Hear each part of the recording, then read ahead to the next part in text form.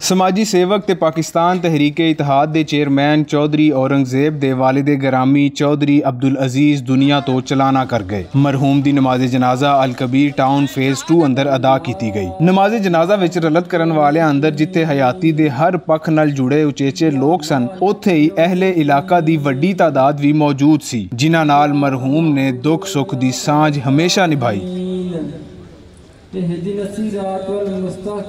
चौधरी अब्दुल अजीज होरी बड़े ही मुहब्बत करन वाले ते दूजियां दा दुख दर्द वंडन वाले हसमुख ते शफीक इंसान सन। वो हमेशा दूजियां दी खुशी गमी विच रलत करदे ते कदे किसे नूं औखे वेले विच कल्ला होण दा एहसास ना होण देंदे। इहो ही वजह कि अज उन्हां दे चलाना कर जान उत्ते जिथे चौधरी औरंगजेब होरी ते उन्हां दे घर वाले डाढे सदमे विच ने, उत्थे ही मरहूम नाल संगत रखन वाला हर दिल सोगवार ते हर अख अश्कबार है।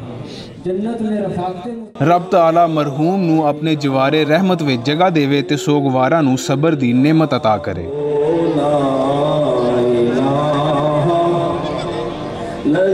ला